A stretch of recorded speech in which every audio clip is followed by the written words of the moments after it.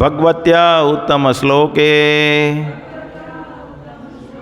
ભક્તિર્ભવતી નૈષ્ઠિકી. ઓમ અજ્ઞાનતિમિરાન્ધસ્ય જ્ઞાનાંજનશલાકયા ચક્ષુરુન્મિલિતમેન તસ્मै શ્રી ગુરુવે નમઃ. શ્રી ચૈતન્ય મનોભીષ્ટં સ્થાપિતમેન ભૂતલે સ્વયં રૂપઃ કદા મહ્યં દદાતિ સ્વપદાન્તિકં. વંદેહમ શ્રી ગુરોસ્યુતપદકમલમ શ્રી ગુરુन् વૈષ્ણવાંશ્ચ. શ્રી રૂપમ સાગ્રજાતમ સગણ રઘુનાથાન્વિતામ તમ સજીવમ સાવધેતમ સાવધૂતમ પરિજન સહિતમ કૃષ્ણ ચૈતન્ય દેવમ શ્રી રાધા કૃષ્ણ પાદાન સગણ લલિતા શ્રી વિશાખાવિતાંશ્ચ. હે કૃષ્ણ કરુણા સિંધો દીનબંધો જગતપતે ગોપેશ ગોપિકા કાંત રાધા કાંત નમોસ્તુતે. તપ્ત કાંચન ગૌરાંગી રાધે વૃંદાવનેશ્વરી વૃષભાનુસુતે દેવી પ્રણમામિ હરિપ્રિયે. વાંછાકલ્પતૃભ્યશ્ચ કૃપા સિંધુભ્યેવ ચ પતિતાનાં પાવનેભ્યો વૈષ્ણવેભ્યો નમો નમઃ. શ્રી કૃષ્ણ ચૈતન્ય પ્રભુ નિત્યાનંદ શ્રી અદ્વૈત ગદાધર શ્રીવાસાદિ ગૌર ભક્તવૃંદ. હરે કૃષ્ણ કૃષ્ણ કૃષ્ણ હરે હરે હરે રામ રામ રામ હરે હરે કૃષ્ણ. નિત્યમ ભાગવત સેવયા. શું આપણે બોલીએ? ભગવતી ઉત્તમ શ્લોકે ભક્તિર્ભવતી નૈષ્ઠિકી. નષ્ટ પ્રાયેષુ અભદ્રેષુ.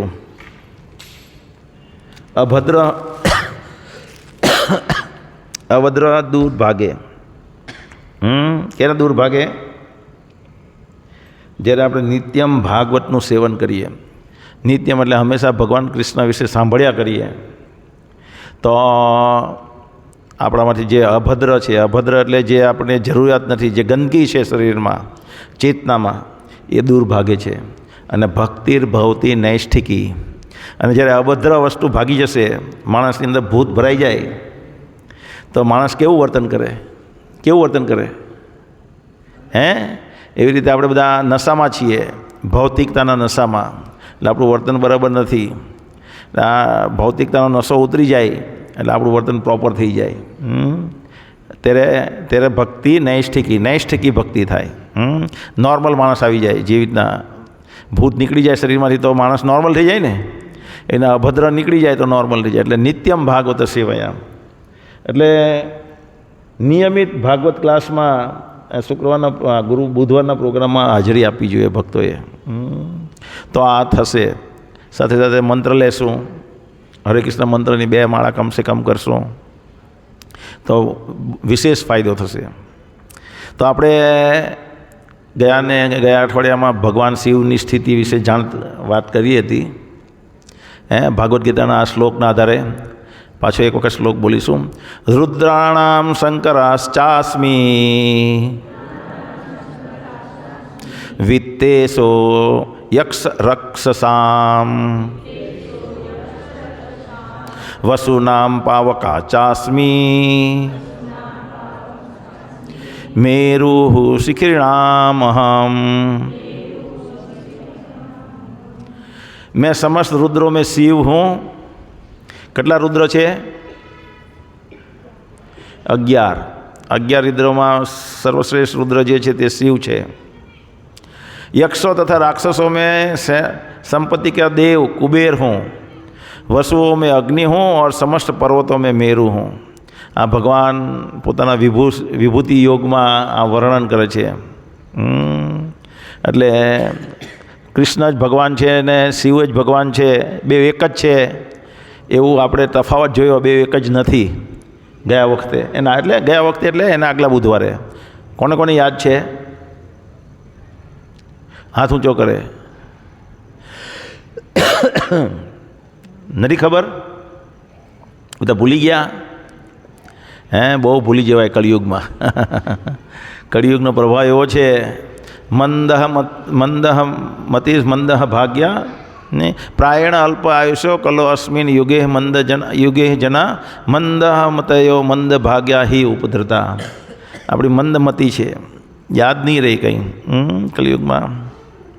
તો આપણે જોયું યથા દધી યથા શિરમ, પેલો શ્લોક જોયો ને આપણે, શું શ્લોક જોયો કે દહીં જે છે યથા દધી ક્ષીરમ વિશેષ યોગાટ, કે જ્યારે દહીં દધી એટલે જે શીર છે એ વિકાર પામે ત્યારે દહીં બની જાય. તો એવી રીતે ભગવાન કૃષ્ણ જ્યારે તમો ગુણ ધારણ કરે ત્યારે શિવ બની જાય. પણ એ દહીં જે છે તે દૂધના ઉપયોગમાં નથી આવતું. દૂધમાંથી દહીં બને પણ દહીંમાંથી દૂધ પાછું બની શકે ને. એટલે ભગવાન કૃષ્ણ પોતાનો વિસ્તાર શિવજી તરીકે કરે ને તમો ગુણ ધારણ કરે, પણ એ શિવજી એમાંથી એ શિવજી પાછા વિષ્ણુ બની શકે નહીં. પણ પછી આપણે એ પણ જોયું કે મારામાં ને શિવજીમાં જે તફાવત કરે છે ભગવાન કૃષ્ણ કહે છે એ પાષંડી ભવે, એ પાષંદ વ્યક્તિ છે, અધમ વ્યક્તિ છે. શિવજીને વિષ્ણુ અલગ નથી છતાં એક પણ નથી, અચિંત્ય ભેદાભેદ તત્વ આપણે એવી રીતના સમજ્યા.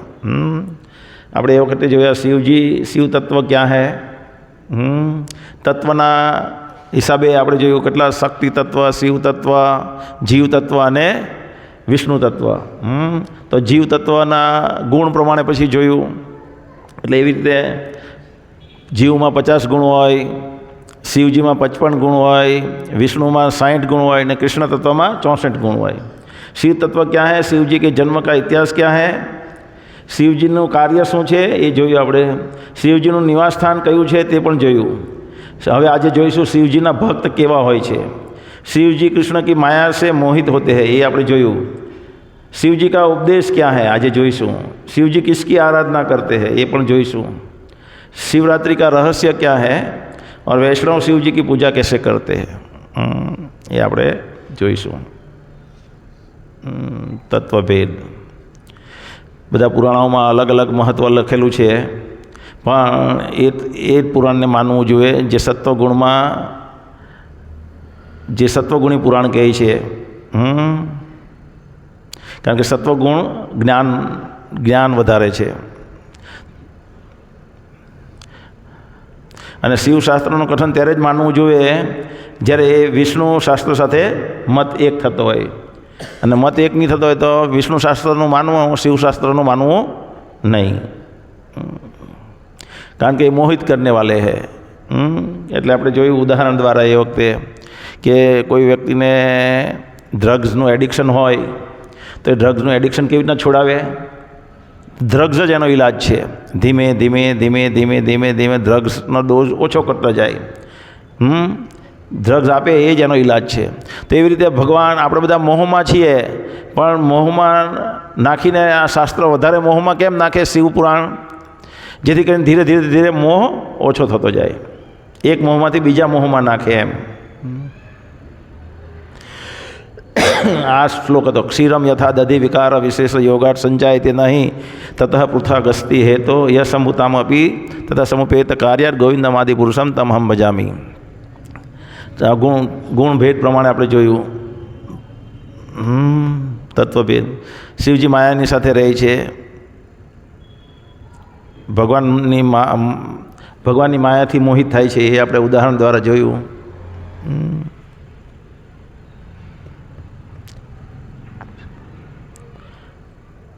શિવજી આચાર્ય છે રુદ્ર સંપ્રદાયના. શિવજીની ઉત્પત્તિ ક્યાં છે? શિવજી 3 જગ્યાએ કે શિવજીનું કાર્ય શું છે? શિવજીનું વિશેષ કાર્ય શું છે? આપણે ગયા વખતે જોયું. શું જોયું? વિશેષ કાર્ય શું છે? હા બોલો. હે? વિશેષ કાર્ય છે ભૂત પિચાસોને દેહ અપાવવો. શું કરવાનો? ભૂત પિચાસો વચ્ચે રહી અને ભૂત પિચાસને સ્થૂળ દેહ અપાવવો, સૂક્ષ્મ દેહમાંથી. કેવી રીતના અપાવે છે? એક ઉદાહરણ દ્વારા જોયું. કશ્યપ મુનિને દિતિના ઉદાહરણ દ્વારા 2 અસુર પેદા થાય. એ લોકો રાતે સાંજના 7 વાગે સંગ કરે તો કોણ? હિરણ્યક્ષ ને હિરણ્યકશિપુ. તો આવી રીતે જ્યારે જે સમય નથી એ સમયે સ્ત્રી અને પુરુષ સંગ કરે તો શું થાય? ભૂત પિચાસ રાક્ષસ જન્મ થાય. તો આજે બધા છોકરાઓ રાક્ષસ જેવા જન્મે છે, એનું એક કારણ એ છે. શિવજી કે રહેને કા સ્થાન 3 કૈલાસ છે, આપણે જોયું. શિવજી કે રહેને કા સ્થાન ગોલોક નામની નિજ ધામની તલે ચતસ્ય દેવી મહેશ્વરી ધામ સુતે સુતેશુ. હવે આજે જોઈશું શિવજી કે ભક્તો કા મનોભાવ પૂજા કરને કે પીછે. તો શિવજીના ભક્તો જે હોય એ મોટે ભાગે કેવા હોય? ભૌતિકવાદી. શું હોય? ભૌતિકવાદી એટલે શું? ભૌતિકવાદી એટલે આ જગતની અહીંયા એક આ જગત છે ને એક ભગવાનનું ધામ છે. આ જગતમાં બધા ઘટપણ, જન્મ, મૃત્યુ, જરા, વ્યાધિ અને 3 તાપથી પીડિત છે. 3 પ્રકારના કષ્ટ અને જન્મ મૃત્યુના ચક્કરમાં ફસાયેલા છે. અને અહીંયા કંઈ બી સ્થિતિ સારી રહે, કાયમ માટે એક જ સરખી સ્થિતિ રહેતી નથી, હંમેશા સ્થિતિ બદલાયા કરે. આપણે જુવાન થઈએ, પછી જુવાની ધીમે ધીમે ઘટતી ગડપણ તરફ આવે ને ગડપણ પછી મૃત્યુ થઈ જાય. એટલે આપણું ભેગું કરેલું બધું નાશ પામે. તો એ આ ભૌતિક જગત. પેલા જગતમાં બધું વધ્યા કરે, આ જગતમાં બધું ઘટ્યા કરે, એ જગતમાં બધું વધ્યા કરે. જુવાની બી વધ્યા કરે, સુંદરતા પણ વધ્યા કરે, જ્ઞાન પણ વધ્યા કરે, તાજગી પણ વધ્યા કરે, આનંદ પણ વધ્યા કરે. જે લેવ તે બધું વધ્યા કરે. તે આધ્યાત્મિક જગત. તો એ જગતની જે તમન્ના કરે એને આધ્યાત્મિકવાદી કહેવાય. શું કહેવાય? અને આ જગતમાં મારો બંગલો બની જાય, મારી નામના થઈ જાય, હું ધનવાન બની જાઉં, મારી સંપત્તિઓ બની જાય, હું કંઈ વિશેષ બુદ્ધિવાળો એવું સાબિત થઈ જાય જગતમાં, મારી પાસે બહુ બધી અલગ અલગ આવડત છે એવી જાબીતી થઈ જાય. એ બધી તમન્નાને શું કહેવાય? ભૌતિક. તો શિવજીના જે મોટે ભાગના ભક્ત હોય, કારણ કે શિવજી તમોગુણનું પ્રતિનિધિત્વ કરે, એટલે બધા મોટે ભાગના એમના જે ભક્તો છે એ બાણાસુર, અહીંયા ભસ્માસુર, પછી આ બકાસુર, એ બધા મોટે ભાગના અસુરો એમના ભક્તો છે. અને એમને ભજવા પાછળની તમન્ના શું હોય? વૃત્તિ શું હોય? ભગવાન પાસેથી કંઈક મેળવી લેવું. એટલે શિવજીની લોકો ઉપાસના કરે. જેમ કે આ ભસ્માસુર છે, એ એક વખત નારદજીને મળે તો નારદજીને પૂછે છે કે 3 દેવતા છે, મેઇન મુખ્ય મૂર્તિ છે આ જગતમાં, વિષ્ણુ, શિવ અને બ્રહ્મા. તે 3માંથી જલ્દી કોણ પ્રસન્ન થાય? મારે એમની પાસે વરદાન મેળવવું છે. તો કે શિવજી જલ્દી પ્રસન્ન થઈ જાય. એટલે ભસ્માસુર તરત જ ત્યાંથી નીકળી પડે કેદારનાથ શિવજીને પ્રસન્ન કરવા માટે. અને ત્યાં જઈને એક યજ્ઞકુંડનો આયોજન કરે અને યજ્ઞ શરૂ કરે અને રોજ એક અંગ અંદર હોમવા માંડે. પણ શિવજી પ્રસન્ન થતા નથી. પછી અંતે વિચારે છે કે આ શિવજી આવી રીતના મારીથી પ્રસન્ન થવાના નથી. એનું પોતાનું ગળું કાપવાની તૈયારી હોય અને હોમવાની તૈયારી હોય, ત્યાં શિવજી પ્રગટ થઈ જાય. બોલ ભસ્માસુર, શું જોઈએ? આ મારા આટલી બધી કઠોર તપસ્યા શેના માટે કરી રહ્યો છે? મારે પ્રસન્ન કરવા માટે આ ગળા કાપવાની કંઈ જરૂર નથી. બીલીપત્ર એક મને અર્પણ કરું, હું તરત જ પ્રસન્ન થઈ જાઉં છું. કારણ કે ભગવાન શિવજીનું એક નામ છે, શિવજીનું એક નામ છે આશુતોષ. આસુ એટલે જલ્દી, બહુ જલ્દી. તોષ એટલે સંતુષ્ટ થઈ જાય. શિવજી તરત જ સંતુષ્ટ થઈ જાય એમના ભક્તોની પ્રાર્થનાથી. એટલે એનું નામ આશુતોષ છે. એટલે ભગવાન શિવજી પ્રસન્ન થાય ને એને કે શું જોઈએ બોલ? તો કે હું જેના પર હાથ મૂકું એ ભસ્મીભૂત થઈ જવો જોઈએ. શિવજી કે તથાસ્તુ. શિવજી તથાસ્તુ એમ કહી દે એટલે આ ભાઈ પ્રસન્ન થઈ જાય. પછી તરત જ એની ઝબકે કે આ શિવજી મને વચન આપ્યું છે એ સાચું છે કે ખોટું, એ મારે કેવી રીતના નક્કી કરવું? મારે એની પરીક્ષા તો કરવી જોઈએ ને. હવે અહીંયાથી શિવજી જતા રહે, હું પાછો જતો રહેવા મારા ઘરે કે મારા ધામમાં કે મારા રહેવાના સ્થળે, તો ત્યાં પછી ખબર પડે કે આ કામ જ નથી કરતો, આશીર્વાદ વરદાન કામ જ નથી કરતું, તો મારે પાછી તપશ્ચર્યા કરવી પડશે. એટલે હાથ લાંબો કરે આમ કરીને. તો શિવજી કે શું કરી રહ્યો છે? તે કહે કે હું તમે મને વરદાન આપ્યું એ તમારા માથા પર મૂકીને ચેક કરું છું. શિવજી કે તને વરદાન આપ્યું ને તું મારા પર ઇસ્તેમાલ કરે છે. શિવજી ભાગે તો પછાડી આ ભસ્માસુર પણ ભાગે છે. એને હાથમાં એક વખત તો એમ કે ચેકિંગ કરવું જ છે મારે એમ કરીને. પણ શિવજી પછી દોડતા દોડતા ભગવાન કૃષ્ણને પ્રાર્થના કરે, હે કૃષ્ણ, મને આ મુસીબતની ઘડીમાંથી બચાવો. અને ભગવાન તરત જ એક નાના બ્રાહ્મણનો બાળકનો રૂપ ધારણ કરીને ત્યાં પ્રગટ થાય છે અને તરત જ પેલાને કહે છે ભસ્માસુરને, એ શકુની પુત્ર, એટલે શકુની આની મહાભારતવાળો નહીં પણ એના પિતાનું નામ પણ શકુની હોય, એ શકુની પુત્ર શું કરી રહ્યો છે? એટલે તરત જ પેલો, મારો ઓળખીતું કોણ આવી ગયું? જો એનું નામ લેતે તો કોઈને એમ થશે કે કંઈ છે, પણ એના પિતાના નામથી ઓળખે બતાવી તો એનાથી આ કોઈ મારો જૂનાનો પુરાણો મિત્ર છે, એટલે એ ઊભો રહી જાય. અને એમ કહે કે આ શિવજીએ મને વરદાન આપ્યું છે કે જેના પર હું હાથ મૂકું તે બળીને ભસ્મ થઈ જાય. એટલે હું એની પરીક્ષા કરવા માટે એની પછાડી દોડી રહ્યો છે, એના માથા પર હાથ મૂકવા. તે કે આ શમશાનમાં બેસી રહી, બધી ખોપડીઓની માળા પહેરે, બધી ભસ્મીભૂત એને કપડાં પહેરવાનું ભાન નથી, એ તને વચન આપે અને તું સાચું માની લે? એમ કે આ કદી કોઈ દિવસ સાચું કરતા નથી શિવજી. એમ કે એના સસરાને બકરાનું મોઢું ચડાવી દીધેલું, એ શું કરે કંઈ નક્કી નહીં. આપણે હમણાં જોઈશું એના સસરા જે દક્ષ પ્રજાપતિ છે એને બકરાનું મોઢું ચડાવી દીધેલું એમણે. તો કે એની વાતમાં તારે તથ્ય નથી, તને એવું લાગતું હોય તો તું તારા માથા પર જ હાથ મૂક ને જો. અને એના માથા પર હાથ મૂકે છે. પહેલાં તો બહુ બધા ગુણગાન કહે કે શકુની પુત્ર, શકુની કેવા મહાન હતા, આમ છે તેમ છે. એની વાતમાં ભગવાન કૃષ્ણ વાતપટુ છે. શું છે? વાતપટુ, બહુ વાત કરવામાં નિપુણ. ગોપીઓ સાથેની વાતચીતમાં તમે જોશો આગળ બધી અલગ અલગ લીલાઓ આવશે, એડવાન્સ કોર્સ આપણે તરફ વધશું ત્યારે. તેટલા વાતપટુમાં એને ભેરવે અને પછી કહે કે તું તારા માથા પર હાથ મૂક. અને જેવો માથા પર હાથ મૂકે ફટ ટકડીને બોમ્બ ફૂટી જાય અને ભસ્મીભૂત થઈ જાય. પછી શિવજીને કે તમે કેવા વરદાન આપો છો, જ્યારે જોઈને આપો, મારે હંમેશા બચાવવા આવવું પડે છે. તો આપણે અહીંયા જોયું કે શિવજીના જે ભક્તો હોય એ શું હોય? મોટે ભાગે ભૌતિક વૃત્તિવાળા હોય ને અસુરો હોય. કોઈક સાચા હોય ધાર્મિક ને સાચા શુદ્ધ પ્રેમી પણ હોય ભગવાનના શિવજીના. અને એવા શુદ્ધ પ્રેમીની જે શુદ્ધ પ્રેમી સાથે શિવજી શું કરે તે આપણે એડવાન્સ કોર્સમાં જોઈશું સનાતન ગોસ્વામીનું એક ઉદાહરણ દ્વારા. પણ અહીંયા મોટે ભાગના જે ઇન જનરલ કેવા ભક્તો હોય તેની વાત છે. તેવી જ રીતે આપણે રાવણ હતો, તે એક દિવસ પોતાના પુષ્પક વાહન પર બેસીને કૈલાસ પર ફરતો હોય. તો ફરતા ફરતા એ જોઈ જાય શિવજીને અને પાર્વતીજીને ગોષ્ઠી વાત કરતા. તો એને એમ થાય આ બેને ભયભીત કરવું, એટલે કૈલાસ પર્વતની નીચે હાથ નાખે અને કૈલાસ પર્વતને હલાવે છે. બહુ શક્તિશાળી હોય રાવણ. આપણી કલ્પના બહારની શક્તિ એ લોકોમાં હોય. 1000 વર્ષ લગીને શિવજી પાર્વતીજી કે ભૂકંપ આવ્યો લાગે છે. શિવજી કે નહીં, એ તો રાવણનું કામ છે, હમણાં હું નક્કી કરું. એટલે ભગવાન પગના અંગૂઠો આમ દબાઈ દે કૈલાસ ઉપર, એટલે શ્રાવણનો હાથ દબાઈ જાય. નીચેથી ઉચકેલો હોય ને કૈલાસ, તેમાં હાથ દબાઈ જાય. 1000 વર્ષ લગીને દબાયેલો રહે, કાઢવાનો પ્રયત્ન કરે, કાઢી શકતો નથી. હવે આપણને કલ્પના બહારની વાત છે. 1000 વર્ષ લગીને કેવી રીતના લટકતો રહે માણસ એક હાથ પર. એટલામાં નારદજી ત્યાંથી પાસ થતા હોય. નારદજીએ આ રાવણની સ્થિતિ જોઈ અને રાવણને કહે કે આમાંથી તું મુક્ત થઈ કે શિવજીની પ્રાર્થના કર, અને શિવજીની પ્રાર્થના કરવાથી તું મુક્ત થશે, આમાંથી તને શિવજી છોડી મૂકશે.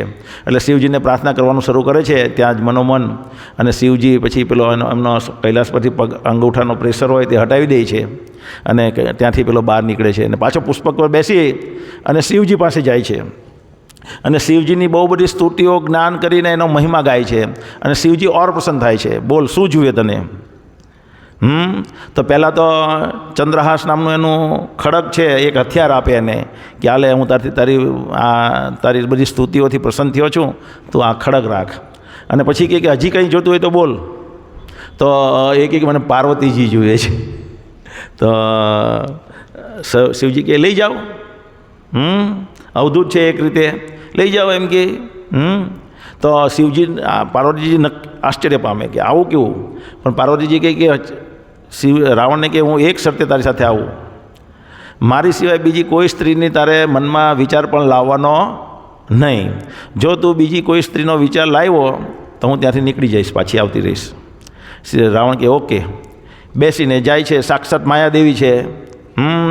એક ઘટનાનું સર્જન કરે રસ્તામાં કહે કે મને પાણી પીવું છે, તરસ લાગી છે, પાણી લઈ આવો. એટલે પુષ્પક વાહન મૂકે અને તળાવમાં પાણી ભરવા જાય છે.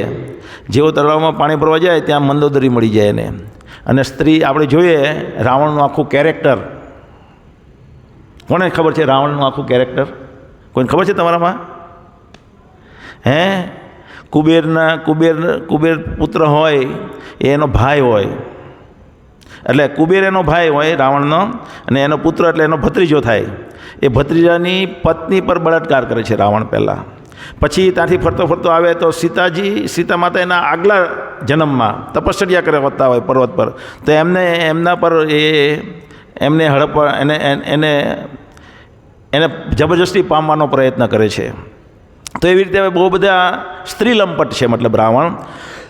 અને ત્યારે એ સીતાજી એના પૂર્વજન્મમાં એને શ્રાપ આપે છે કે હવે પછી જો કોઈ તું સ્ત્રીને અપમાન કરીશ કે સ્ત્રીઓ સાથે જો જબરજસ્તી કરીશ તો એ તારા નાશનું કારણ બનશે, એ તારું મૃત્યુનું કારણ બનશે. એટલા માટે બીજા એ શ્રાપ એને યાદ હોય. જ્યારે સીતાજીને એ અપહરણ કરીને અશોક વાટિકામાં લાવે ત્યારે એ જબરજસ્તી કરતો નથી, કે એને ખબર છે કે જબરજસ્તી કરીશ તો મારું મૃત્યુ છે. આપણે એમ થાય રાવણ બહુ સારો, લોકો આમ કહે કે રાવણ કેટલો સારો હતો, એટલા મહિના લગીને સીતા માતાને રાખ્યા ને કંઈ નહીં કર્યું. એટલે એક બીજા આસુરિક લોકો આવી બધી વાતો કરે. તો પાર્વતી જેવી આ મંદોદરીને લઈને આવે, રાવણને પૂછે આ શું છે? તો એ કહે કે આ મારા બીજા પત્ની છે. તો એ કહે કે આપણી શરત ભંગ થઈ ગઈ. આ તો હું હવે જાઉં છું પાછી, હરી બોલ એમ કરીને પાર્વતીજી પાછા આવતા રહે. તો આપણે જોઈએ કે શિવજીની જે ભક્તિ કરે છે એને ભૌતિકવાદી હોય છે, અસુરિક મેન્ટાલિટી હોય છે. એ જેની પાસેથી મેળવે તેને જ પતાવવાનો પ્રયત્ન કરે. અને તદુપરાંત જે વ્યક્તિ શિવજીને ભજે એની ચેતના, એની માનસિકતામાં કદી કોઈ ફેર આવતો નથી. જ્યારે ભગવાન કૃષ્ણને કોઈ ભજે તો ભગવાન કૃષ્ણ જે છે એ પ્રસન્ન બહુ મોડા થાય. એ જોઈ કે આને જરૂરત છે તો જ પ્રસન્ન થશે. અને પ્રસન્ન થાય તે પહેલાં એની અંદરની જે ચેતના છે એ ફેરવી નાખે. જેમ કે પ્રહલાદ મહારાજ, ધ્રુવ મહારાજ જે છે એ ભગવાનને ભક્તિ કરવાનું, ભગવાનને શોધવા નીકળી પડે જંગલમાં. 6 મહિનામાં જ ભગવાન પ્રાપ્તિ કરે. પણ જેવા જ પ્રાપ્ત થાય, ભગવાન કૃષ્ણ એની સામે પ્રગટ થાય તે પહેલાં એની બધી ભૌતિક તમન્ના બળી જાય. એ પહેલાં એને મનમાં તમન્ના હોય કે મારા પિતા બ્રહ્માજી કરતાં પણ મને મોટું રાજ્ય જુએ છે. એટલા માટે ભગવાનને ભજવા માટે જંગલમાં ગયેલા હોય ધ્રુવ મહારાજ. પણ જેવા ભગવાન પ્રાપ્ત થાય તે કે મારે આ તો હું કાચનો ટુકડો માંગવા આવેલો હતો, ઓરિજિનલ હીરો તો તમે છો. એટલે ભગવાન કૃષ્ણ શું કરે કે આપણી જે પણ ભૌતિક તમન્ના હોય એને બાળી નાખે છે, જેથી કરીને આપણે વાસ્તવિક આનંદ માણી શકીએ. તો આ ભગવાન શિવના ભક્તોને એની મનોભાવના અને ભગવાન વિષ્ણુના ભક્તોની મનોભાવનામાં તફાવત છે. અને શિવજીના જે ભક્તો છે તે આસુરિક મેન્ટાલિટી છે. જે આ પદમાં ભાગવતમનો શ્લોક છે, ભવવ્રત ધારા એ ચ એ તાન સમનુવૃતા પાસંદિનસ્તે ભવતુ शस्त्र परिपंथी न. जो मनुष्य शिव जी की स्तुति के लिए व्रत धारण करता है और जो ऐसे नियमों का पालन करता है वो जरूर नास्तिक होगा और आध्यात्मिक शास्त्रों के उपदेश से गलत मार्ग पर जाएगा. तो દક્ષ પ્રજાપતિના યજ્ઞ વખતે શિવજીના જે ભક્તો છે એને શ્રાપ આપવામાં આવેલો હતો. શું શ્રાપ આપવામાં આવેલો? કે તમને કદી આધ્યાત્મિક જ્ઞાન થશે નહીં અને તમારા જે પણ ભક્તો છે એ નાસ્તિક રહેશે. આપણે એ જે શ્રાપ આપેલું અને એ જે લીલા છે દક્ષ પ્રજાપતિનો યજ્ઞ એ હમણાં આપણે એન્ડમાં જોઈશું. તો એટલા માટે આપણે જોઈએ છીએ કે શિવજીના ભક્તો હંમેશા આવા નાસ્તિક હોય છે. शिवजी किसका ध्यान करते हैं? श्रीमद् भागवतम शिवजी हमेशा कोનું ધ્યાન ધરે? રામનું. શિવજી પોતે પાર્વતીજીને કહે છે પદ્મપુરાણમાં, રામ રામેતિ રમે રામ મનોરમે સહસ્ત્ર નામ ભીસ્તુલ્યમ राम नाम वर्णने. मैं राम राम राम नाम का जप कीर्तन करता हूँ और इस सुंदर ध्वनि का आनंद लुटता हूँ. रामचंद्र का यह नाम भगवान विष्णु के 1 सहस्त्र नाम के तुल्य है. તો ભગવાન વિષ્ણુના સહસ્ત્ર નામ કોને કોને ખબર છે? એટલે ભગવાનના તો અનંત નામ છે, પણ વિષ્ણુ સહસ્ત્ર નામનો પણ ઘણા લોકો જપ કરતા હોય છે, તમને ખબર નહીં હોય તો એ સહસ્ત્ર એટલે ભગવાન વિષ્ણુ સહસ્ત્ર એટલે 1000. ભગવાનના 1000 નામ છે, 1000 મિનિંગ સાથે. તો એનું કોઈ નામનું રટન કરે તો રામનું એક નામ બરાબર છે. રામ નામની એક રામ નામની તુલ્યમાં વિષ્ણુ સહસ્ત્ર 1000 નામ આવે, અને એક કૃષ્ણ નામની અંદર 3 રામ આવી જાય. એ આગળ બીજો શ્લોક છે, તે આપણે જોઈશું. તો શિવજી કોનું જપ કરે છે? રામ ભગવાનનું. અહીંયા શિવજી કા ઉપદેશ, શિવજી કોને શું ઉપદેશ આપે છે? આ છે, આ શિવજી ત્યાં આવે છે, અને આ પ્રચેતા છે, 10 પ્રચેતાઓ. પ્રાચીન બધી રાજા હોય, પહેલાંના જમાનામાં શું હોય કે રાજાના જે પુત્ર હોય તે પહેલાં ગુરુકુળમાં અભ્યાસ કરવા જાય, જ્યાં સમોદમો તપો શૌચમ શીખે. એ લોકો બ્રાહ્મણના ગુણ કેળવે, બધું ઇન્દ્રિયો પર નિયંત્રણ શીખે, અને ભગવાન શું છે તે શીખે, ને જીવનનો ઉદ્દેશ શું છે તે શીખતા હોય, અને તપશ્ચર્યા કરીને રહેતા હોય. અત્યારના જે રાજાઓ છે આવું કરતા કરે છે? કોઈને જીવનનો ઉદ્દેશ નહીં ખબર, કોઈ તપશ્ચર્યા નથી કરતા. એટલે કૂતરા જે છે, 2 કૂતરા મળે શેરીના સામે સામે, તો શું થાય? 2 કૂતરા બીજી સામે સામેની શેરીના મળે તો શું કરે કૂતરા? ભસે, હાવ હાવ સામે એકબીજાને, મારી શેરી છે, તું મારી શેરીમાં કાં આવી ગયો?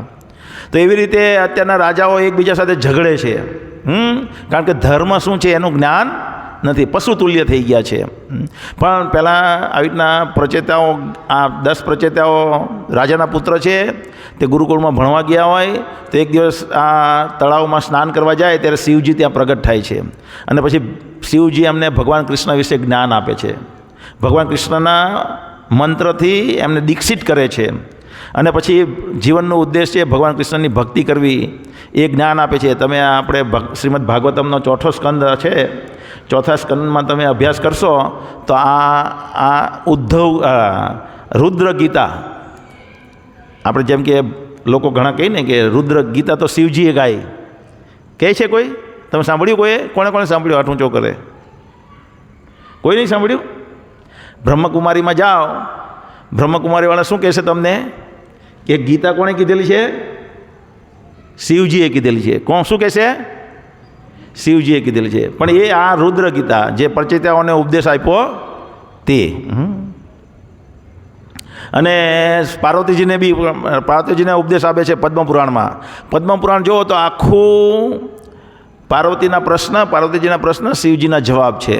તો અહીંયા પાર્વતીજીને પણ એ ઉપદેશ આપે છે કે આરાધના નામ સર્વેષણામ વિષ્ણુ આરાધનમ પરમ તસ્માત પરતર દેવી તદિયા નામ સમર્ચનમ.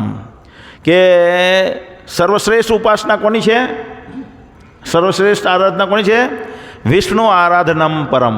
વિષ્ણુની આરાધના પરમ છે આ જગતમાં. અને એનાથી પણ વિશેષ આરાધના કોની હોવી જોઈએ? એની વિશેષ પૂજા કોની હોવી જોઈએ? જે વિષ્ણુના ભક્ત છે એની.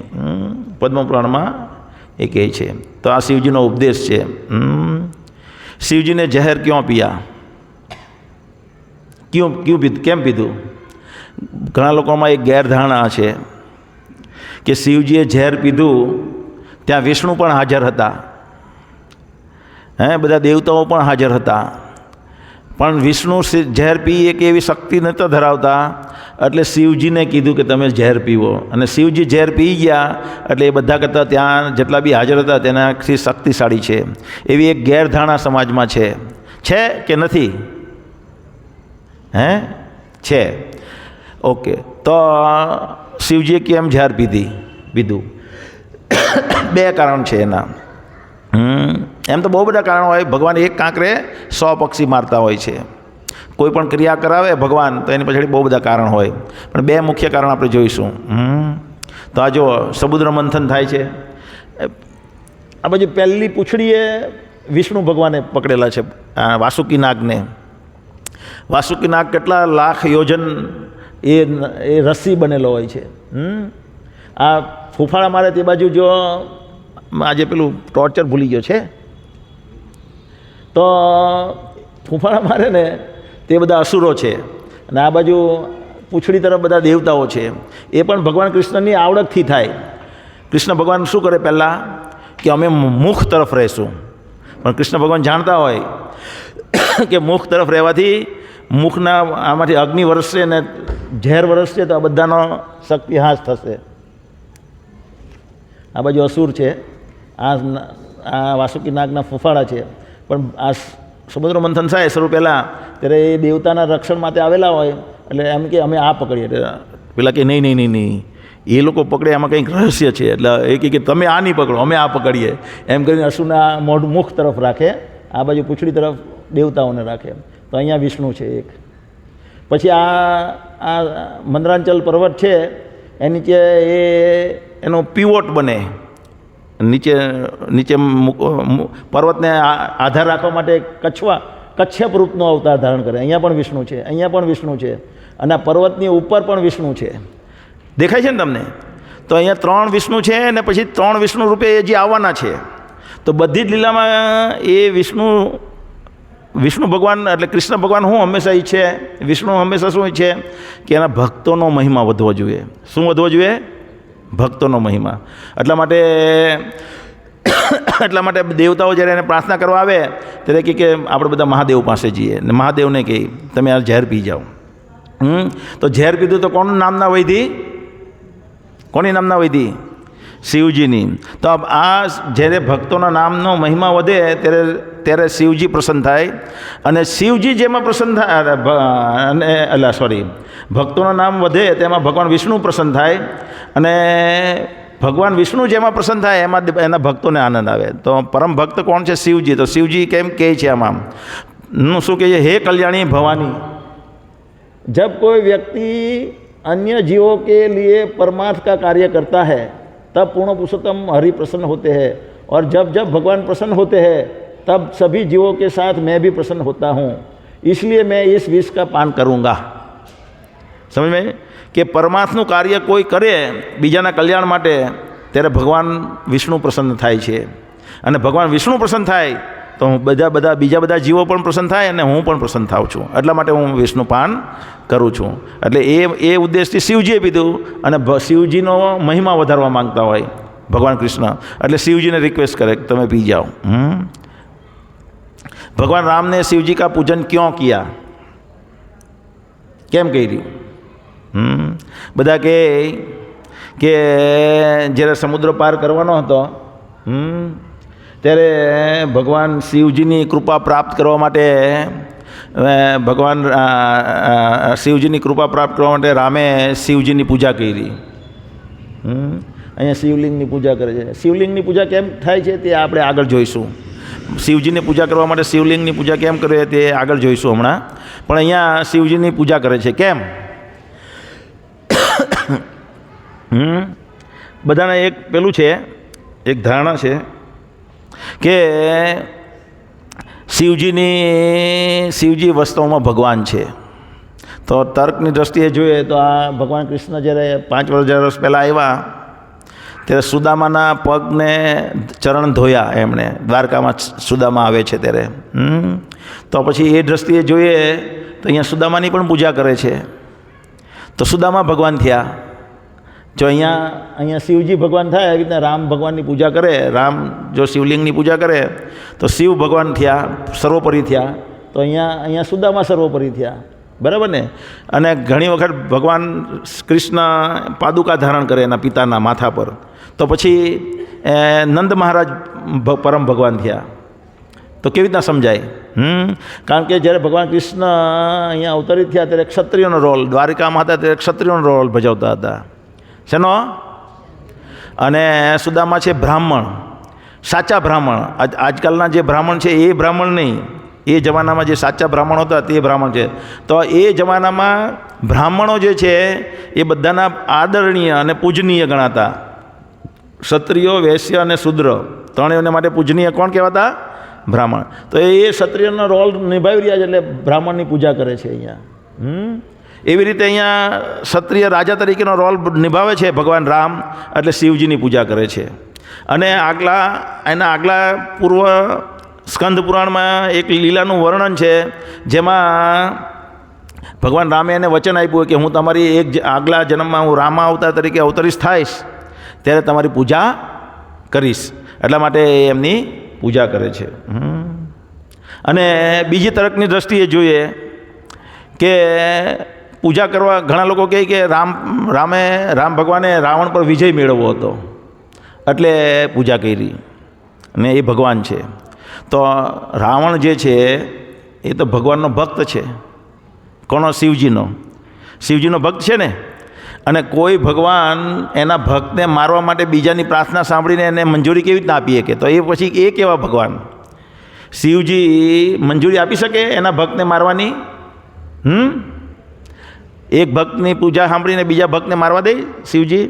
એક પિતા એના પુત્રની પ્રાર્થના, એક ભાઈની પ્રાર્થના સાંભળીને બીજા ભાઈને મારવા દે? કદી ન મારવા દે. એટલે એ તર્ક ખોટો છે. શિવરાત્રિ કા રહસ્ય શું છે? શિવરાત્રિનું રહસ્ય શું છે? બધા વિચારે કે શિવરાત્રિ એટલે ભગવાન રામનવમી એટલે ભગવાન રામનો જન્મ, જન્માષ્ટમી એટલે કૃષ્ણનો જન્મ, એવી રીતના શિવરાત્રિ એટલે શિવજીનો જન્મ. પણ વાસ્તવમાં એવી શિવજીનો જન્મ નથી. શિવરાત્રિ એટલે એ દિવસે એમના લગ્ન પાર્વતી સતી સાથે થયા. એટલે શું કહેવાય? Marriage anniversary. શું છે? Marriage anniversary. તો એ મેરેજ એનિવર્સરી એટલે શિવરાત્રિ. જ્યારે આપણે શિવરાત્રિ મનાવીએ ત્યારે ભગવાનની પાર્વતીજી સાથેના લગ્નનો ઉત્સવ ઉજવીએ છીએ. અને શિવરાત્રિના નામે લોકો ભાંગ પીવે. શું પીવે? ભાંગ. કે આ શિવજીનો પ્રસાદ છે. તો શું શિવજીનો પ્રસાદ છે? શિવજીના આમાં શું છે? પીવાવાળાને અથવા નશો કરવાવાળાને કંઈ ને કંઈ બાનું જોઈએ. એટલે શિવરાત્રિના નામે નશો કરે ને ભાંગ પીવે. એકચ્યુઅલી એક સેમિનાર હતું. એક સેમિનારમાં ભાઈ સમજાવતા હોય કે દારૂ પીવાના કેટલા ગેરફાયદા છે, તો લોકો સમજતા નહીં હોય.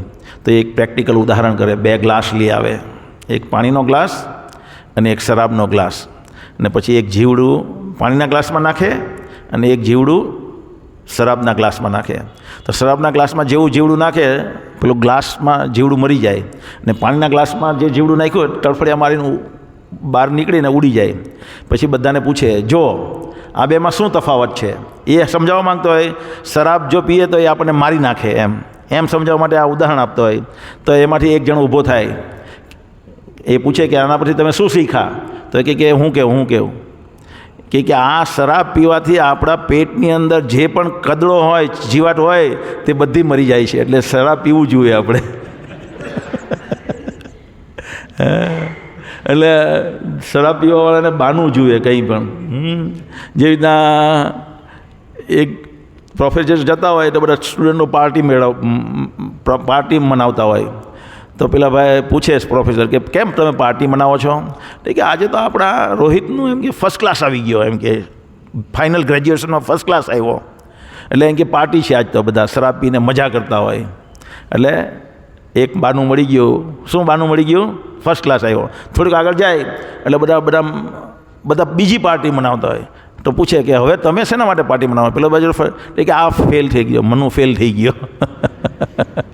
એટલે ફેલ થાય તો પણ પાર્ટી, ફર્સ્ટ ક્લાસ આવે તો પણ પાર્ટી. પીને વાલે કો બહાના ચાહીએ. તો એવી રીતના શિવજીના ભક્તો શિવરાત્રિના નામે ભાંગ પીવે. ભાંગ પીવે તો એ લોકો શિવજીને ભાંગ લગાવે. પણ શિવજી તો જે છે વૈષ્ણવ છે, પરમ વૈષ્ણવ. એ કદી નશો કરે નહીં. અહીંયા બધા તમે જો ઇસ્કોનમાં ભક્તો બધા ચા પણ નહીં પીવે. તો હવે ભોગ લગાવે તો શું કરે શિવજી? તો શિવજી એના બધા પાર્ષદો હોય, ભૂત પિચાસ, એને આપી દે. લે, એટલે એ બધા ભૂત પિચાસ થોડું ચાખી, બહુ બધો ભોગ આવતો હોય, ભોગ ચાખીને બધો પાછો આપે. એટલે આ બધા જે ભાંગ પીવે તે શિવ પ્રસાદ નથી. શું છે? ભૂત પ્રસાદ છે. શું છે? ભૂત પ્રસાદ. તો અત્યારે લગીને આપણે ભૂત પ્રસાદ ખાધો હોય તો ઠીક છે, પણ હવે પછી ભૂત પ્રસાદ ખાતા નહીં. શિવલિંગ કા પૂજન ક્यों? શિવલિંગ કા પૂજન ક્यों? તો આપણે એક આ દ્રશ્ય જોઈએ. આ છે ને, આ મેં કીધું ને, આ આધ્યાત્મિક જગત છે સફેદ, આ ભૌતિક જગત છે. હવે આ જે આ બોર્ડર છે ત્યાં અહીંયા સદાશિવ લોક છે અને અહીંયા મહાકાલ ધામ છે. મહાકાલ ધામમાંથી શિવજી આવ્યા અને આ મહાવિષ્ણુ છે. કાર્બન ડાયોક્સાઇડ વિષ્ણુ અથવા મહાવિષ્ણુ. જ્યારે પ્રલય થયો હોય, મહાપ્રલય વખતે બધા આ કાર્બન ડાયોક્સાઇડ વિષ્ણુ શ્વાસ લે છે. એટલે શ્વાસ લે એટલે બધા બ્રહ્માંડ પાછા એના શરીરમાં આવી જાય અને બધા જીવો પણ એની અંદર આવી જાય. અને પછી પાછો શ્વાસ ફેંકે એટલે આ સર્જન થાય બધું. એટલે આપણે કેટલું ટકીએ? મહાવિષ્ણુના એક શ્વાસ લગીને જ જીવીએ. એમાં કરોડો યોનિમાં ફર્યા કરીએ એક શ્વાસમાં. તો જ્યારે સર્જન થાય ત્યારે રમાદેવી છે, લક્ષ્મી રૂપા, એના પર દ્રષ્ટિ કરે. તો એ પહેલી દ્રષ્ટિ કરે તેવા આ લક્ષ્મીદેવી છે, જે રમાદેવીમાંથી દુર્ગાદેવી ઉત્પન્ન થાય. આ દુર્ગાદેવી છે. હવે દુર્ગાદેવી ભૌતિક શરીર છે, આ આધ્યાત્મિક શરીર છે. એટલે મહાવિષ્ણુ કદી આમનો સંગ નથી કરતા દુર્ગાદેવીનો. એટલે જેવી બીજી દ્રષ્ટિ પાડે તો આ બધી જે દ્રષ્ટિ છે ને, રેઝ, એમાં બધી કણ હોય ને, એ બધા જીવ છે. તો એ જીવને ભગવાન શિવ ત્યાંથી આ બધી આખી દ્રષ્ટિ લઈને આમના ગર્ભના નાખે છે દુર્ગાદેવીના. જેવી રીતના પિતા માના ગર્ભમાં એક બાળકને ઉત્પન્ન કરે તેવી રીતના બધા જીવોને ગર્ભમાં નાખે છે શિવજી. એટલે પ્રતિકાત્મક રૂપે શિવજી આ બધા જીવોને આ જગતમાં લાવે છે અને દુર્ગાદેવીની પ્રકૃતિરૂપી શરીરમાં ગર્ભ ધારણ કરાવે છે. એટલે પ્રતિકાત્મક રીતે આપણે લિંગની બધા પૂજા કરે છે અહીંયા. શિવલિંગ લોકોને ખબર નહીં શિવલિંગની કેમ પૂજા કરે. હવે શિવજીની લીલા વિશે આપણે જોઈશું. શું છે શિવજીની લીલા? તો આ ભાગવતમના 4થા સ્કંદમાંથી શરૂ થાય. 5 અધ્યાય સુધીની આ વાર્તા છે, પણ આપણે સંક્ષેપમાં જોઈશું. તો પ્રજાપતિ દક્ષ હોય. શું હોય? પ્રજા ઉત્પત્તિનું કામ કરે. બ્રહ્માજીના પુત્ર છે અને પ્રજા ઉત્પન્ન કરવાનું કામ કરે છે. કેમ? પ્રજા ઉત્પન્ન શું કરવાની હોય? પ્રજા ઉત્પન્ન શું કરવાની હોય? પ્રજા એટલા માટે ઉત્પન્ન કરવાની હોય કે આ જગતમાં બધા બદ્ધ જીવો આવે, એને ભાન થાય કે આ જગતમાં હું ફસાયેલો છે અને પાછો ભગવાનના ધામમાં જાય. એટલે બધા જીવોને આ જગતમાં પ્રગટ કરવાના હોય.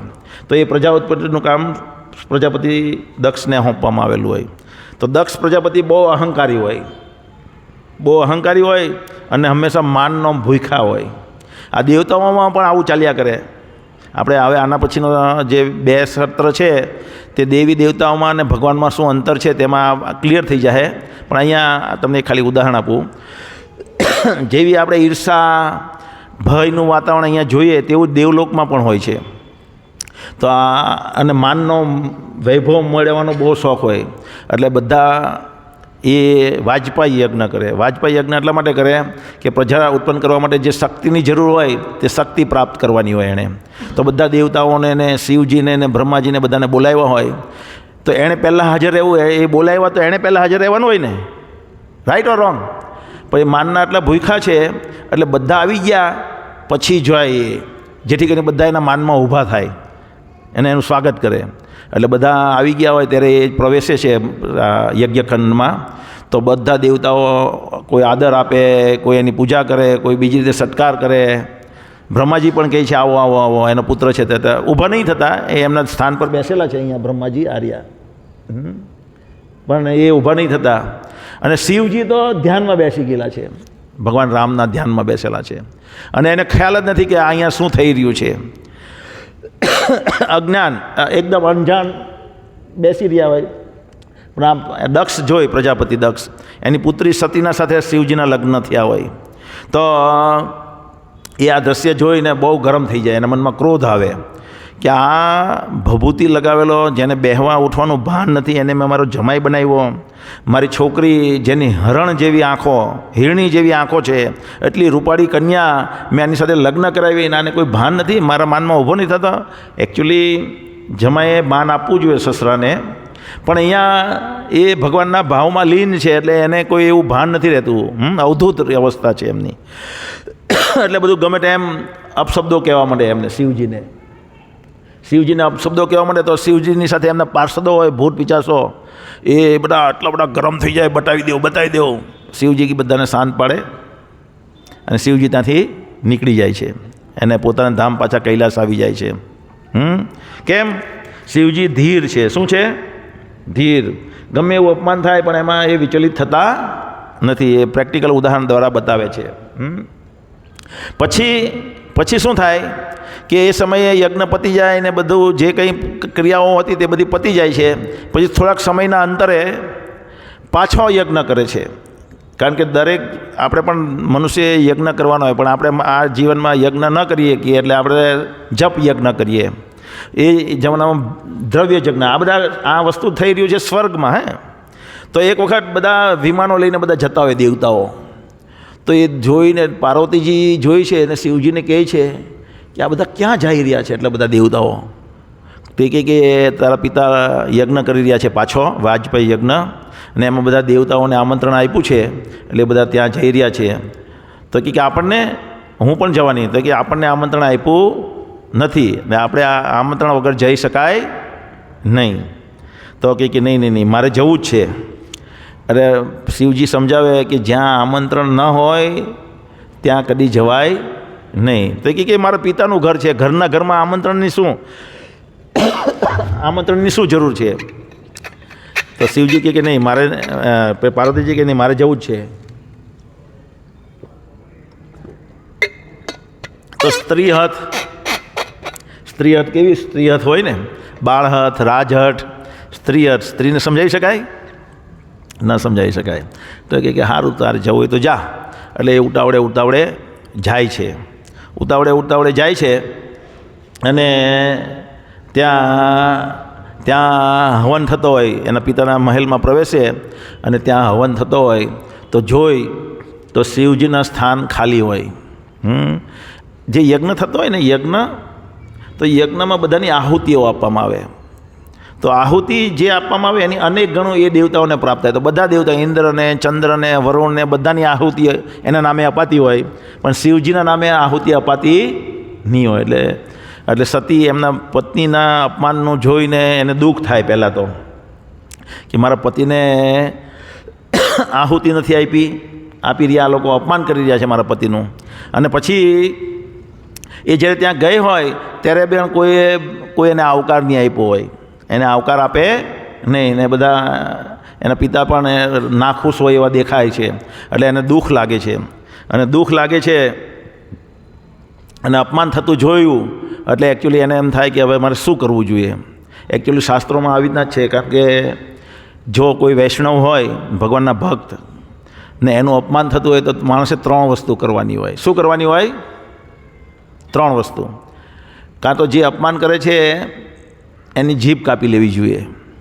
આપણે આ જગતમાં કોઈની જીભ કાપી શકીએ નહીં. તો પછી એણે એ સ્થાન છોડીને જતું રહેવું જોઈએ. અને કાં તો સામેવાળાને એણે પતાવી દેવો જોઈએ.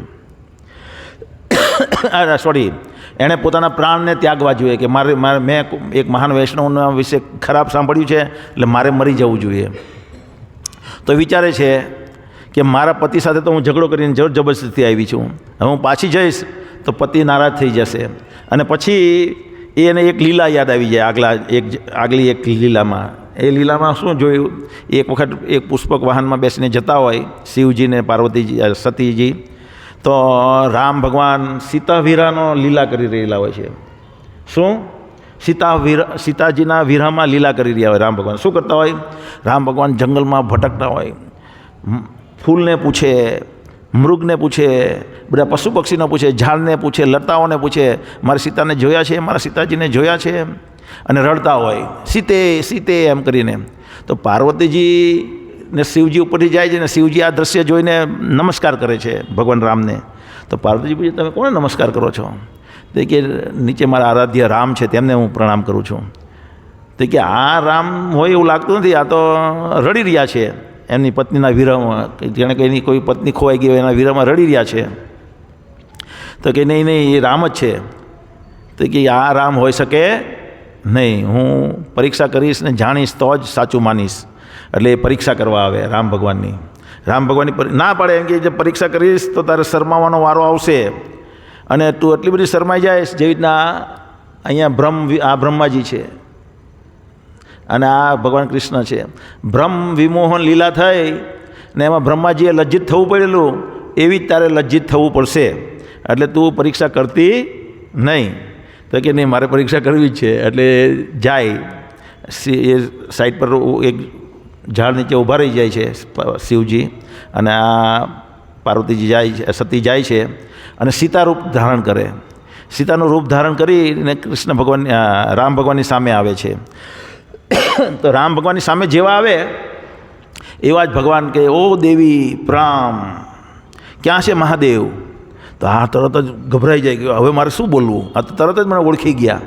એટલે એકદમ શરમાઈ જાય છે અને ત્યાંથી ભાગતા ભાગતા શિવજી પાસે આવે છે. અને શિવજી એને સતીના રૂપની જગ્યાએ પાર્વતીના રૂપમાં જોઈએ, બોલો દેવી એમ. એટલે તો કે હું દેવી નથી, હું સીતા દેવી નથી, એમ કે હું તો પાર્વતીજી છું. પછી એને ભાન થાય કે મેં તો રૂપ બદલેલું, તો એ રૂપ બદલવાનું રહી ગયું. એટલે પાર્વતીજીને ત્યારે સતીજીને કહે છે શિવજી કે હવેથી હું તમને માતા તરીકે જોઈશ, હવે હું તમને પત્ની તરીકે જોઈશ નહીં. તો આ એને યાદ આવી જાય છે ત્યારે કે મારા પત્નીએ પણ એક તો મને કીધું તારે જવું નહીં જોઈએ, અપમાન થશે, અને હું ઝટ કરીને આવી છું, પાછો મારા પતિએ આ લીલા વખતે મારો ત્યાગ કર્યો છે, એટલે એ વિચારે છે મારે હવે પ્રાણ ત્યાગવો છે. એટલે એ પ્રાણ ત્યાગવાનું નક્કી કરે, પોતાની સિદ્ધ શક્તિથી અગ્નિ પ્રગટાવે અને બળીને ભસ્મ થઈ જાય ત્યાં જ એના હવનકુંડ પાસે જ. હવે આ વાત અહીંયા નારદજી હોય છે. નારદજી તરત ત્યાંથી જાય છે અને શિવજી પાસે કૈલાસમાં જાય છે અને શિવજીને વાર્તા કહે છે કે શું તમે અહીંયા ધ્યાનમાં બેઠા છો, તમારી પત્ની ત્યાં બળીને ભસ્મ થઈ ગઈ તમારા સસરાના ઘરમાં, તમને તમારી પત્નીનું રક્ષણ કરવું જોઈતું હતું. રામ ભગવાને શું શીખવાડ્યું એમ કે કોઈ પણ સંજોગોમાં પત્નીનું રક્ષણ કરવું જોઈએ, અને તમે તમારી પત્નીનું રક્ષણ નથી કરતા. એટલે શિવજીને પહેલાં તો અપમાન ચૂકી ગયેલા હોય, પણ આ વખતે શું હોય કે એ પાછા પાર્વતીજી પણ શિવજીના ભગવાન કૃષ્ણના ભક્ત છે.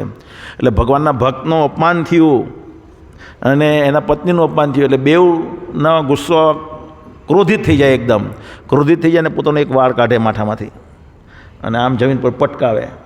એટલે એમાંથી શિવભદ્ર ઉત્પન્ન થાય. કોણ થાય?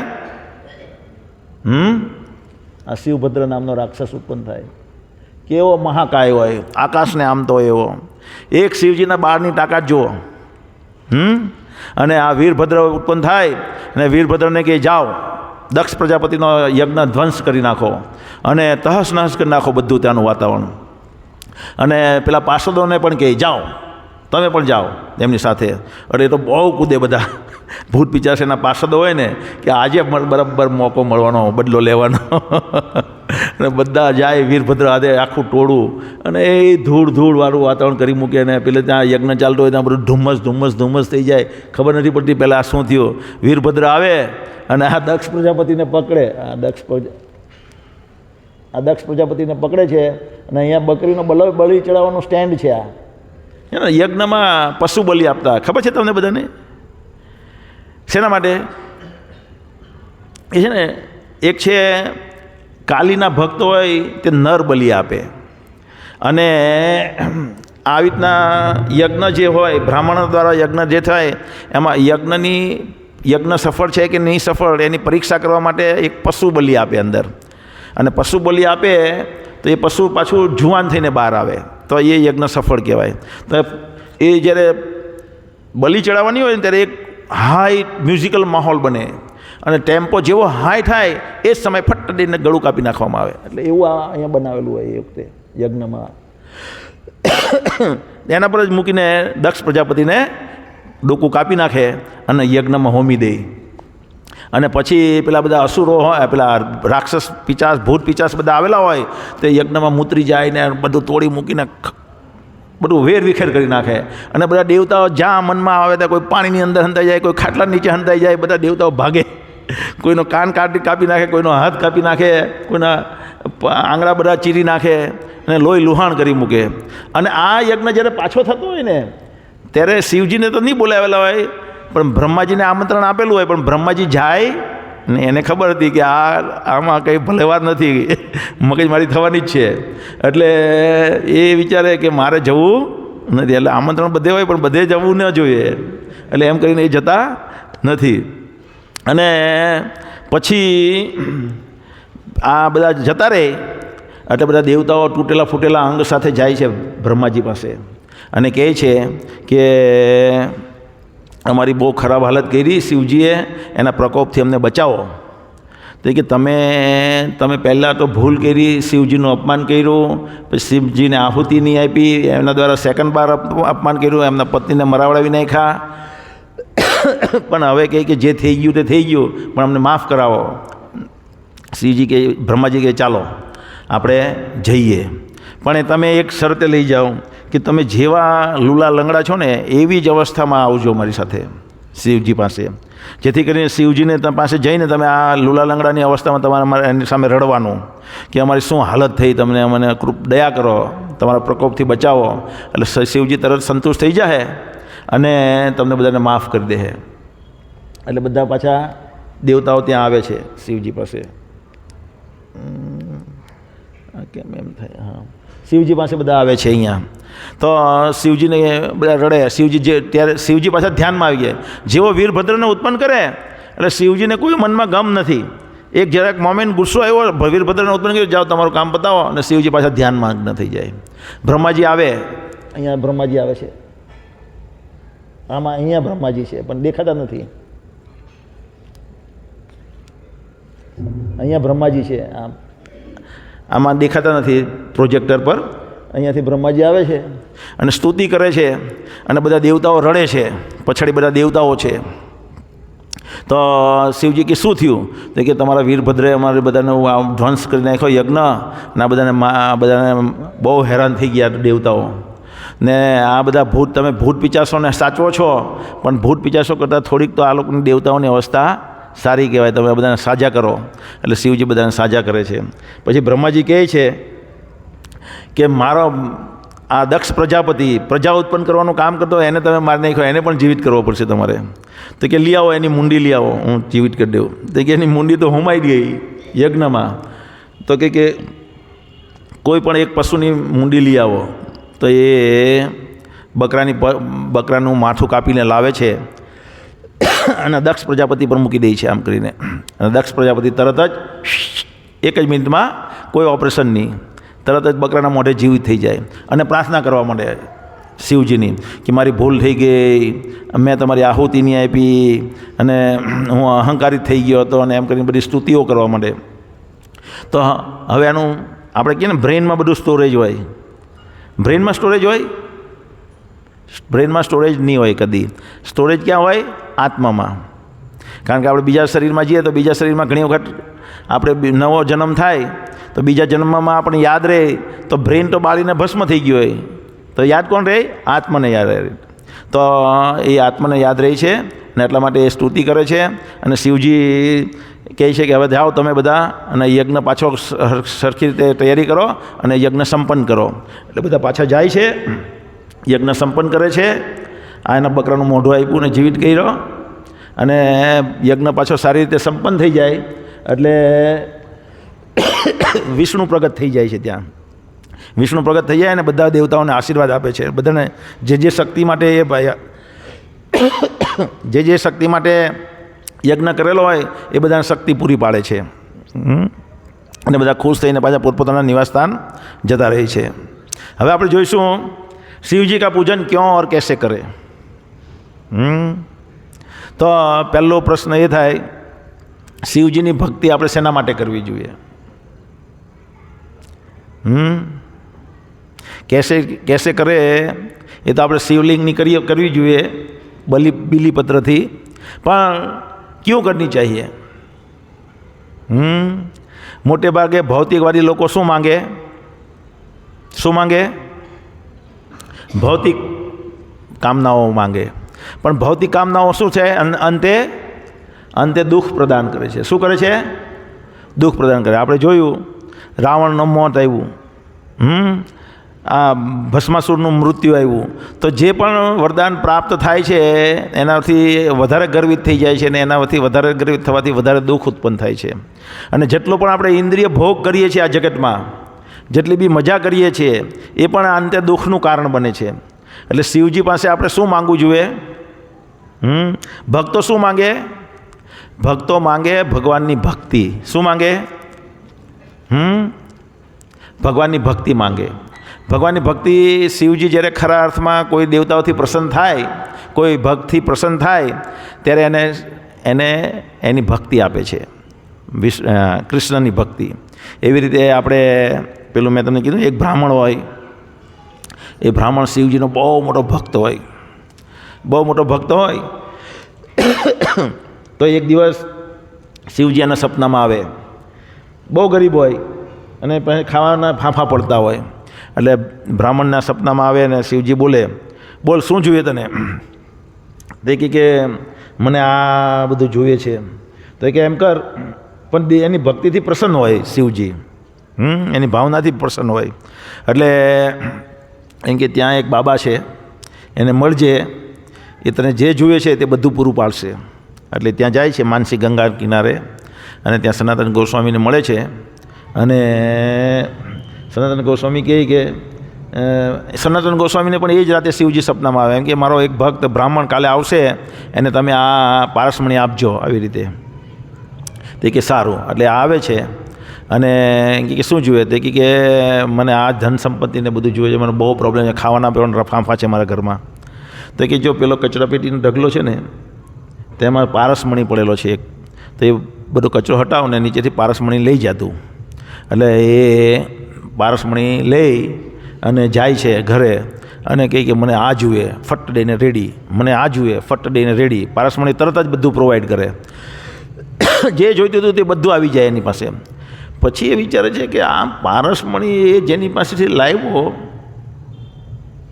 એ એને કચરાપેટીમાં રાખેલો હતો, તો એનાથી કંઈ વિશેષ એમની પાસે હોવું જોઈએ. તો એ પાછા જાય છે બાબા પાસે ને કે તમારી પાસે આનાથી પણ વિશેષ કંઈ છે, તમે એ મને નહીં આપ્યું ને આ મને આપીને તમે મોકલી આપ્યો. તે કે હા, આનાથી વિશેષ મારી પાસે છે, પણ તું એને ગ્રહણ કરીશ? તે કે હા. તો એ કહે કે આને પહેલાં નદીમાં અંદર દૂર ફેંકી આવો. દૂર ફેંકી આવે છે અને પછી એને કૃષ્ણ ભક્તિ પ્રદાન કરે છે. શું કરે છે? કૃષ્ણ ભક્તિ પ્રદાન કરે છે. તો આ શિવજીની સાચી કૃપા છે. શિવજી એને કીધું હોય કે પહેલાં તું આપજે, પછી એનાથી છેલ્લે અટાશ થાય એટલે તારી પાસે પાછો આવે ત્યારે તું એને વિષ્ણુ ભક્તિ આપજે, કૃષ્ણ ભક્તિ આપજે. તો આવી રીતના જ્યારે શિવજી સાચી રીતે પ્રસન્ન થાય કોઈને પર, તો એ કૃષ્ણ ભક્તિ આપે છે. અને કૃષ્ણને પ્રસન્ન કરવા માટે કોઈ પણ કાર્ય કરે છે, અને એ જોઈએ છે કે જ્યારે આપણે પરમાત્મા કાર્ય કરીએ તો કૃષ્ણ પ્રસન્ન થાય છે, વિષ્ણુ પ્રસન્ન થાય, એટલે માટે વિષ્ણુ પ્રસન્નતા અર્થે કાર્ય કરતા રહી છે. તો દરેક વૈષ્ણવો છે એ શિવજીને મંદિર આવે તો શું કરે? એને એક વૈષ્ણવ તરીકે ભજે છે. શું તરીકે ભજે છે? વાંછા કલ્પતરુભ્યશ્ચ કૃપા સિંધુભ્યઃ એવ ચ પતિતાનાં પાવનેભ્યો વૈષ્ણવેભ્યો નમો નમઃ, એમ કરીને શિવજીના મંદિરે પ્રણામ કરે છે. હરે કૃષ્ણ. કોઈને કંઈ પ્રશ્ન હોય તો પછી ચર્ચા કરી શકાય છે આપણે પ્રસાદ લીધા પછી. અને બધા માટે પ્રસાદ છે, બધાને પ્રસાદ લઈને જવા વિનંતી છે. હરે કૃષ્ણ. બીજું કંઈ છે?